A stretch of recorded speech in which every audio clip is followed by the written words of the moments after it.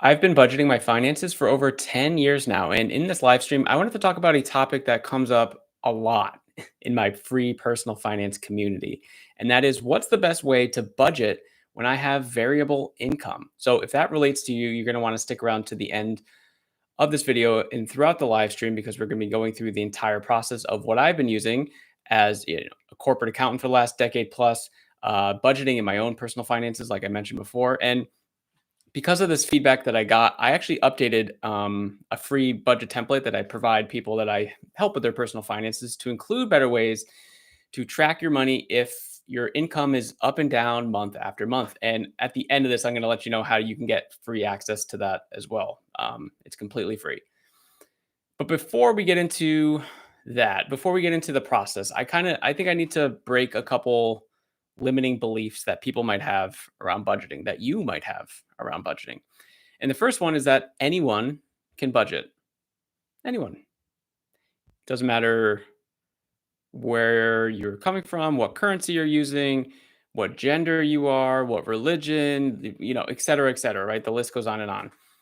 If you make an income, you can budget your finances because we budget our finances based on the money that we make every single month, right? If you boil it down like that, it's pretty simple. So if you make $1,000 a month, you have $1,000 at your disposal every single month, right? If you make $1 million every month, you have $1 million at your disposal every month, right? So anyone can budget. And despite a lot of criticism that I see around budgeting, how it's boring, it's restrictive, it gives you like the mindset of like, oh, if I start budgeting, I just immediately have to cut. And that's just not the case. Budgeting is not a restrictive process. It's a tool that helps us understand not what we can't do with our money, but what we can do with our money, right? Again, if we're making $1,000 a month, for example, we know that we can spend $1,000 a month. And then from there, we have to figure out how we're reallocating resources to make sure that we don't overspend, right? And that's just like budgeting 101. Um, Budgeting is, I owe all of my like personal finance success, whatever you want to call it, to budgeting. And basically it just started with me tracking how much money was in my bank account. And then from there it sort of progressed along the way. And now, throughout the years, I've tried many different things and it's gone into like full-fledged um budgeting because we all have different seasons of life, right? So there was a period of time when I wasn't even doing anything. Then I started doing some stuff, and then I was very intense with it, and then it kind of backed off because I was like, okay, I kind of understand what's going on. And then as soon as we had kids, so we have two kids now, like the finances, they just get a little tighter because there's a lot more going on with kids, right? So we're back on the intensity of just making sure that every dollar that comes in is being as efficient as possible. So I owe everything that I have and I have accomplished in personal finances to budgeting. And it also helped my wife and I pay off $43,000 of debt in just a 13-month time frame because we were just basically organized and we were looking at our money of how much can we actually spend and where should we be allocating it. Okay. So the first thing here, and this is where I'm gonna start sharing. We're gonna get into, but before we get into that, we have to go into, I just kind of want to go through the full process for you. So the first step that we want to do with our there we go. That's a little better for you guys. The first step that we want to do for in the budgeting process, because it is a process. It's called the 3-month look back. What this is like the name says, we go back 3 months of our expenses and we look at how we spent our money those last 3 months. So we look at, in this case, we're looking at February, March, and April. Okay. Out of all the variable expense categories that we have, so think groceries, gas, utilities, things that we buy every month or every other month, whatever, and it fluctuates all the time. Like there's no consistent thing. So your rent or mortgage is probably a fixed thing every month for a very long period of time, right? There's other things like, I don't know, Netflix subscriptions. I mean, I guess they increase prices sometimes, but you know what I mean, where it's like, okay, you know how much that's going to cost. But we don't know how much groceries are going to cost every month. We don't know how much utilities are. We don't know how much, et cetera, right? So, however you spend money, credit card, debit card, cash, it's a little harder to do this process with cash to go back. But let's basically you just fill these columns out. So in each of the variable categories, you look at February, like, okay, I've spent $687 in groceries, March, $871, April, $712. And you do that for all of your variable expense categories. And then what's going to happen is you're going to get an average of each of those 3 months. And what I then kind of want you to do is look at this like, are there any categories that just seem out of place in terms of like, are there any categories where the dollar amount just seems out of place? Like I was spending way less than I thought. I was spending way more than I thought. Because this just gives a very wide perspective of your spending habits, to be quite honest with you. And I already know that some of you might be getting like agita just thinking about looking at your personal finances. But here's how I like to think about this. Each path, so right now, if you feel like you're stuck in your finances, you're at a fork in the road. Okay. You can go this way and you can go this way. Both directions are hard, right? So you can go this way, and what's going to end up happening over here is it actually just loops around all the way. It's like a high school track, right? Loops around, and then it brings you right back to the same fork in the road. Or you could take this way, which, yeah, it's like a steep climb in the beginning, but then once you get to the top, the view is awesome, and you start to really get perspective on what's going on. And then you go down the hill, down the mountain, and it's a little lighter. It's a little easier because you're going downhill. It's not uphill. So both ways are hard. Like staying in the paycheck to paycheck mode is really hard. Making a change, like taking action, making different choices in your life around your personal finances, that's also hard. So both things are hard. So what we want to do is like do the one that's going to progress us forward. We don't want to stay stuck. We want to figure out how to move forward. So that's what this process is doing. It's giving us insights into our spending habits, which is really, really helpful. And then from there, there's a couple steps. I'm going to stop sharing for a second. There's a couple steps here. First, what really helped my wife and I when we were going through a similar process, and kind of every season, like I mentioned earlier, right? Every season of life that we've had, we've sort of created this list that we call the North Star goals. And it's a list of however many things in your life that you say are important to you now, or you want to be important later in your life. So basically it's like like a goal that you have, or a thing that's really important right now in your life. And it's essentially a non-negotiable for you, where it's like, okay, I want all of my life decisions to be funneling through this list of the North Star goals. I want all of them to be funneling through it. And I'm not just talking about money. I mean, like, I want to I want to look at my money through this lens. I want to look at my time, my effort, the sacrifices I'm making. All of them are going through this thing. Because once we tell ourselves, hey, this is the list of the most important things in our life, then those are the things that we should prioritize. And then everything else, it's fine if we trim around the edges and get rid of it or whatever, because you're telling yourself that that's not as important as these things. So I hope that makes sense. So once you've kind of evaluated that list, we're going to come back here at our 3-month look back process. So we have our averages here. And then after we think about, okay, what are our North Star goals? We want to create a new budget amount for these based on our 3 months of data. Okay. So what this file does is every time your new budget amount, and you enter these in, by the way, this is you, and if this is the first time doing this for you, it's going to be more of a feel process, like a feel out process. So there's not going to be a right answer here. There's not going to be a wrong answer here, but just to show you how this file works, every time you pick a new budget amount that's over your average, this is going to turn red, and you're going to see a negative number here. And then every time you pick a number under your average, okay, going to turn red, and it's going to be green, and it's going to be a positive number here. The goal of this process is to hopefully find extra money in our finances. It's not real money yet because we haven't actually like saved it or not spent it. But it's just to give us an idea of like, okay, here's what I used to do. But now that I have these North Star goals that I want, so it could be paying off debt, it could be saving more money, it could be things with kids, it could be doing retirement stuff, whatever, right? Whatever the thing is. How do we find more money so that we can, fund those things more efficiently, right? Because I like to talk about the power of $100. The power of $100 in a vacuum, $100 isn't a lot of money, right? But if you're putting an extra $100 a month towards your debt, it's going to be very significant. If you're not saving any money right now and you're finding a way to start saving just $100 a month and build up that habit, that's going to be very significant. Okay. Even if you look at your savings account after 6 months and it, only has $600, that's $600 more saved than you had, today, right? If you have no savings or very limited savings. So we just want to build habits of putting money towards our financial goals. Okay. And what this does here, this monthly savings column, you go through all the variable expense categories, you go through all of them, like, okay, what was I spending? What seems reasonable based on the list? It's going to give you the monthly savings total. So in this case, we're going to be saving $142 a month, potentially, right? That's great.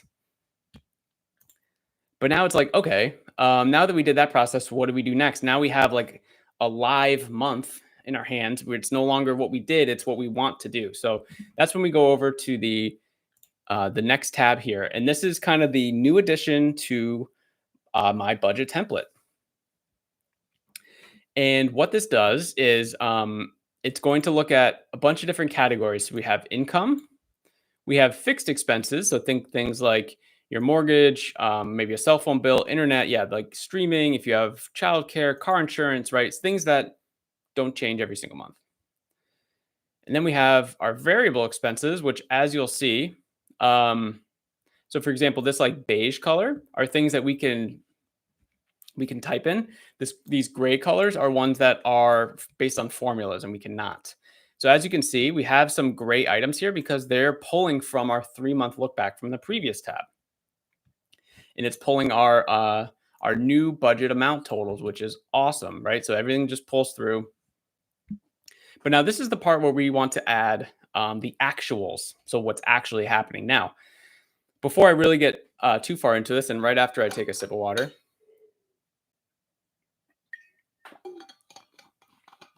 if you have variable income, before we get into like this budget template, what I recommend is doing something similar to the expenses on this 3-month look back, but with your income. Now, this process, I'm not going to lie to you, it's going to be a pain in the ass.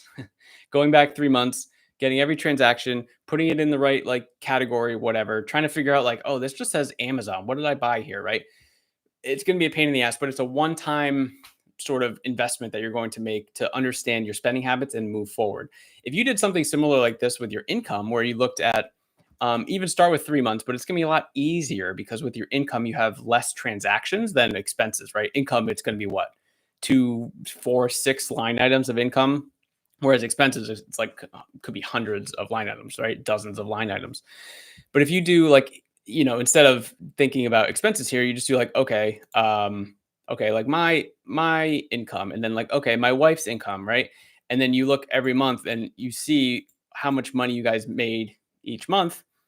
And then you put it there, and then you do the same thing. You get an average, and you're like, okay, maybe this average seems reasonable, and I can kind of use this as a projection going forward.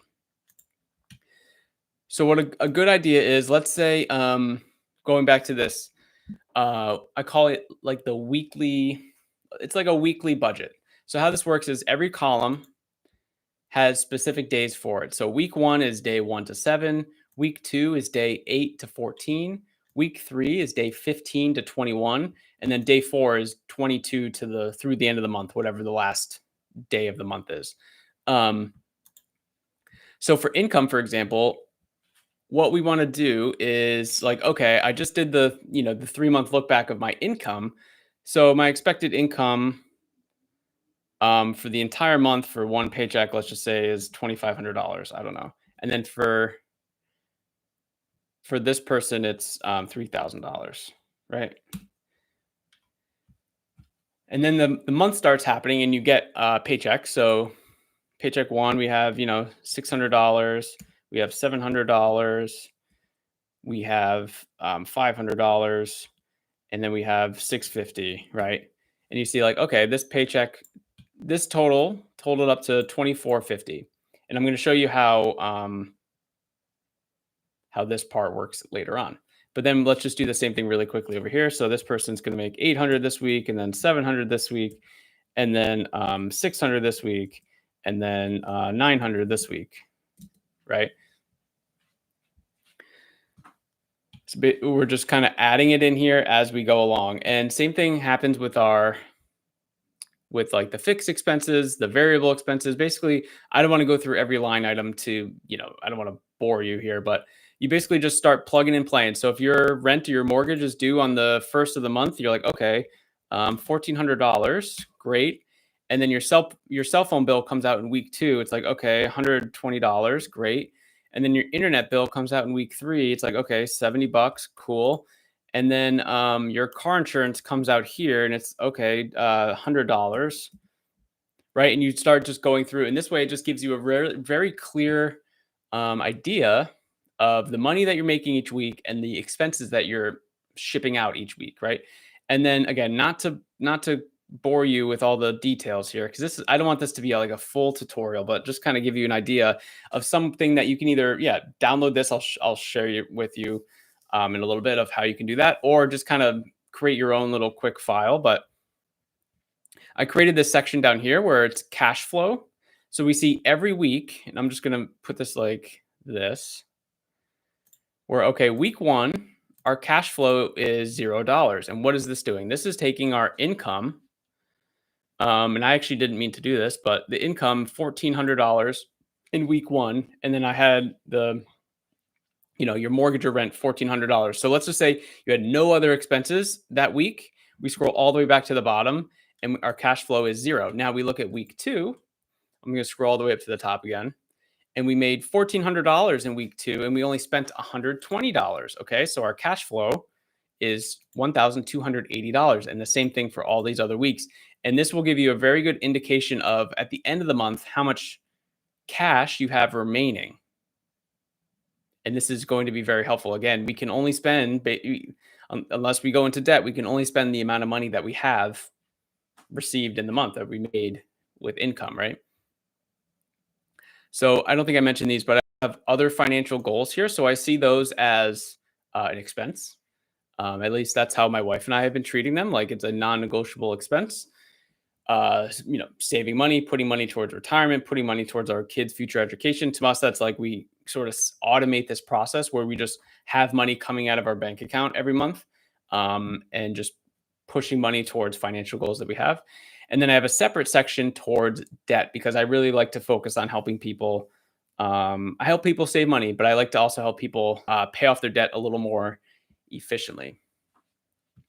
And that's actually a good segue into my personal finance community, Dollar Discipline University.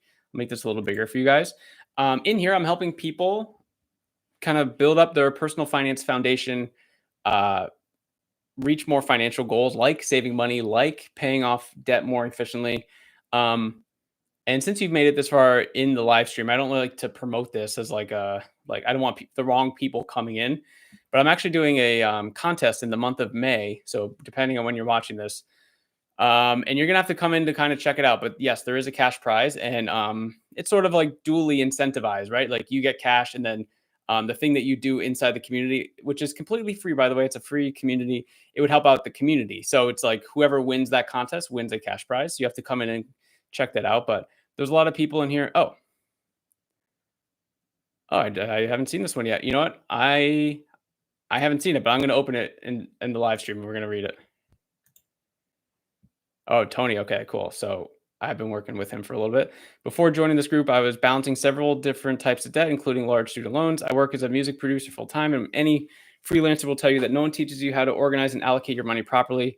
I've tried many different systems of doing so, but having someone with knowledge and experience like Chris come in and offer an objective perspective of what I was doing right, as well as coming up with creative solutions for how to pay myself, structure my spending, allocate my income towards savings, debt, etc., has been game changing. The accountability of sticking to a budget that I have to present him every month is huge in itself. Yeah, I think that's a big problem. I'll stop there, but I think that's a big thing of inside the community. It's like people are like, oh crap, I have a call with Chris. Like I gotta do the stuff. And by the way, everything in this community is free. So the tools, the training, the accountability, my time, I'm doing free calls in here with people until my calendar just gets completely stupid. But basically, yeah, just school.com/debt. The link is down in the description of this live stream. And if you're struggling, or if yeah, again, like Tony said, he's tried a few different things. If he's tried a few different things, come on in and we'll try to like game plan something for you. I do free strategy calls for every new member that joins. So at the very least, you join, we hop on a 30-minute phone call and we try to talk stuff through. And if you want to just kind of poke around the group yourself, that's fine. If you want to do more calls with me until my calendar fills up, like that's fine too. But I would get in now because my calendar has been getting a little more filled, which is great. But also that means that eventually I'm going to have to put some sort of kind of monetization barrier behind it. So yeah, jump on in there and let's get back into this budget template. So I have debt here as an expense as well, because basically, right, if you pay if you pay money out of your bank account towards a financial goal, it's still an expense because it's coming from your income, even though it's in a lot of cases uh, more beneficial than like buying stuff on Amazon. If you put $100 towards your emergency fund over something on Amazon, it's like most likely the emergency fund $100 is going to be well more what am I trying to say? It's going to be better. It's going to be better. Yeah, I know English. I'm good with the words. If you can't tell. And I just added this also little feature over here. I don't know if this would help everyone, but there were some people in here that were trying to track their debt kind of on a monthly basis. So what happened here is you would type in your beginning debt. So if you have a credit card, so it's like, okay, $5,000, $10,000, right? And then it's going to, if you make payments towards these, so if you make, let's say $400 payment here, you make a $600 payment here. As you can see, I did 6,000, whatever. But as you can see, it's okay. We started with 5,000, we started with 10,000, but because of the payments we made, now we're at 4,600 and 4,000. And then you can just simply copy this data make a copy of this tab, and then move these numbers over into the next month. And then these ending month numbers would be your starting month numbers in the next month, right? So if you're watching this live or you're checking this out later on, the place that you can get these is Dollar Discipline University, my free personal finance community. So I actually don't have a public link for this yet. So if you're interested in that, so come into the community. You'll get a welcome message from me and just be like, hey, like I saw this live stream. I'm actually trying to get access to that weekly, the variable income budget template. You can actually call it the secret budget template because I don't have a public link for this yet. So if you're interested in that, just come on in there and let me know that, hey, I came from the live stream and I would like to see the budget, please. And I would absolutely do that. So that's actually gonna be it for this live stream, guys. And before you jump off, I make these videos to try and basically answer questions that I'm getting inside the community. But if there's anything that you think you're having trouble with, or you're struggling, or you don't know maybe what to do, and you maybe don't want to join the community, because I don't want to push that too hard. But if you have like questions on like another video or another live stream you'd want me to make, let me know in the chat live now. Or if you're watching this later on the replay, and you've made it this far, I know that you're very serious about trying to make a change. Just drop a comment, and I'd love to see how I can help you, or how I can just make a specific video for you. Genuinely, like I just want to help. I want to help any way that I can. So every Thursday night around 7 p.m., I'm going live. 7 p.m. Eastern, I should say, because everyone lives in a different time zone. So school.com/debt. The link is down in the description. Let me know you came from this live stream, and I'll see you next week, guys.